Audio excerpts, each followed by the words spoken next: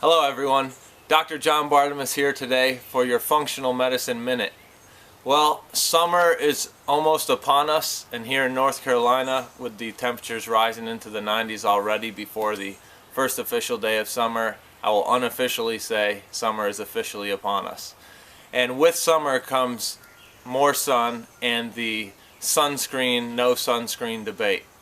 And today I would like to take my stance for the no sunscreen debate, on the no sunscreen side.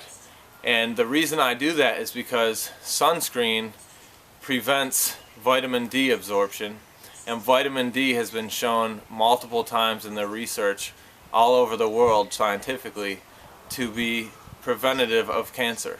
And the whole argument on the pro-sunscreen side of the sunscreen no sunscreen debate is that sunscreen prevents cancer because the sun causes cancer, so you have to wear sunscreen.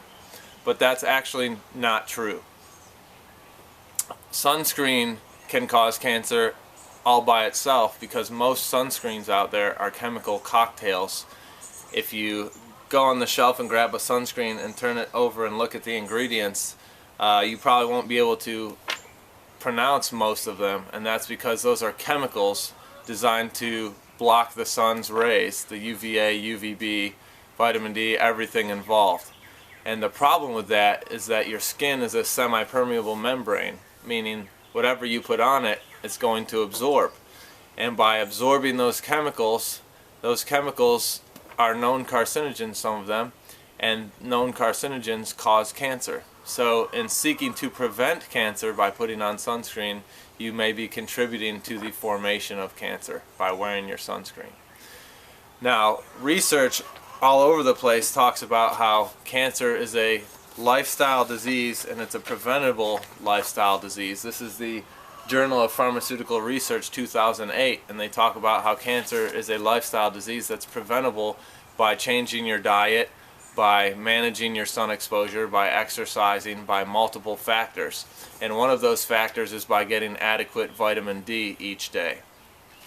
This study was in the Journal of Steroid Biochemistry and Molecular Biology, and this is talking about how vitamin D prevents breast cancer, and when breast cancer manifests, vitamin D helps reverse and destroy the breast cancer. And then this landmark book by neurosurgeon Russell Blaylock called Natural Strategies for Cancer Patients, he talks about how vitamin D is an anti-cancer substance and is great for preventing and reversing colon cancer. So scientists all over the world have acknowledged that vitamin D is in fact an anti-cancer agent and one of the most potent anti-cancer agents in our arsenal. It is also a very, very powerful anti-inflammatory, and it is an immune modulator, so it brings balance to your immune system and is great for autoimmunity, as I've taught in previous videos and on my podcasts. So my stance is the no sunscreen stance, with the caveat that you are intelligent in the sun while not wearing sunscreen. So just because sunscreen may cause cancer, or just because we say the sun doesn't cause cancer, if you are unintelligent in the sun, you may, the sun can cause cancer in one situation. That's when you burn, okay? So research shows that the sun in adequate levels does not cause cancer, but your accumulated amount of burns throughout your lifetime does contribute to your cancer risk. So if you're unintelligent in the sun, meaning you go to the beach or you're out on the boat and you're out there for hours upon hours with no sunscreen, and you're there from morning to night getting burnt, well, that burn can cause cancer. So you want to minimize your burns, meaning get out in the sun for 30-45 minutes, come back into the shade, and get out of the exposure a little bit, or put on long sleeves, or wear a big sombrero, or get under an umbrella.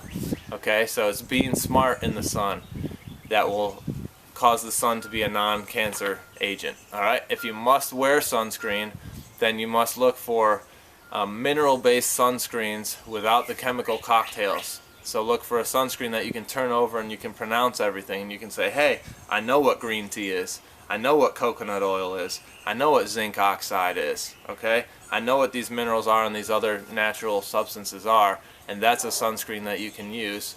and you want to use around SPF 15 to 30.